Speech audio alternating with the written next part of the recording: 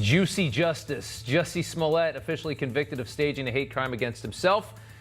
And it is, as you would have expected, silence from the usual suspects. MSNBC's biggest primetime stars, Joy Reid, Maddow, Chris Hayes, all of them basically ignoring the story. They had plenty to say about Smollett's attack when it first happened. And they love the story, right? It made white people in America look terrible. That's what they love. They haven't had anything to say about it since it all came out to be fake, and they haven't mentioned the verdict at all. Good Morning America's Robin Roberts, much more mainstream, the woman that gave him that big interview that everybody saw, that gave him all that credibility, she ignored the verdict too. She was actually out. They took her out of the thing. She took a couple vacation days when the verdict came down. Biden and Kamala have also not publicly acknowledged that they were wrong for defending Jussie Smollett. Harris called it a modern-day lynching. No, it wasn't. It was fake. Biden jumped all over the liberal dream story as well. You see it here. Yesterday, the White House press secretary was asked if the president and vice president learned any lessons after rushing to judgment. Here's the response. There are lessons learned perhaps for everybody who commented at the time, including former President Trump. And she's right.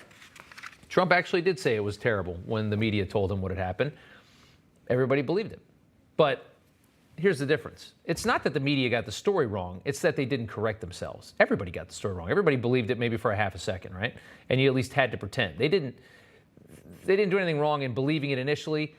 Now, they probably should have looked into it a little bit further, but they ignored the fact that when it changed and it was false, they just brushed it off. And that tells you everything. The media loves a story that perpetuates this country as a horrible place.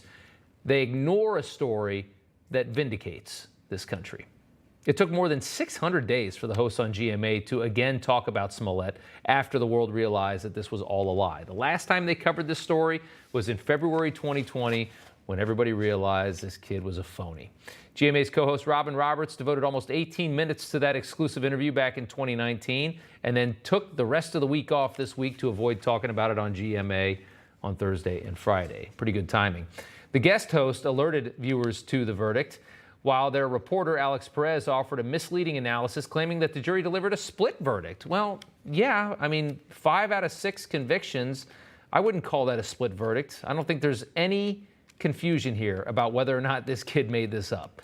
On Thursday, CNN put out a headline very similar. Jussie Smollett guilty on some charges. Yeah, right. I mean, who do they think they're fooling? Joining me now is the host of Stacy on the Right on Sirius XM Radio, Stacy Washington.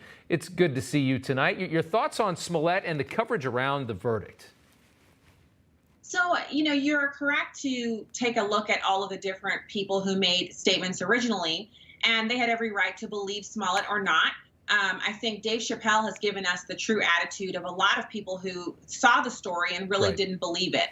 I didn't believe it. I actually thought to myself, there's just an element of too muchness to it. Either the sandwich has to go, or the rope around the neck has to go, or the, like midnight storm where it's like 0 degrees or negative 20 degrees, that has to go. There were too many items in the story for it to be true. And so, my mom radar went off and I thought, this is nonsense. But on the other hand, it's very simple to say we were taken in, because actually admitting that increases credibility. So I don't think it's right that Good Morning America and Kamala Harris and others who have made these sweeping statements about the horrible nature of racism in America have now gone silent. An acknowledgement must be made. And for them not to do it is another glaring double standard. It lowers expectations for Black Americans. We're supposed to be held to the same standard as everyone else. Jussie Smollett is a liar and a faker, and also not very good at it because he paid with a check like a 110-year-old person. And what should be happening here is, we should just have everybody make statements about how they were wrong and how he should be have the book thrown at him, and then move on. This is America. People hoax, people make mistakes, people lie. Let's move on. Well said. Well said. Stacy Washington. I wish we had more time to talk about this when we're coming up on the end of the show here, but it is. What a saga, and how fun it was to watch this all just blow up in their faces when they tried to push this narrative. I enjoyed it very much. I know you did as well. Host of Stacy on the Right, good to see you. Stacy Washington, thank you so much. Merry Christmas. Merry Christmas.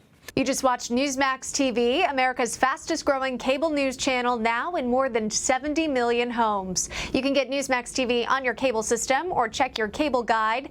And if your system doesn't carry Newsmax, call them, tell them you want Newsmax TV, because we're real news for real people.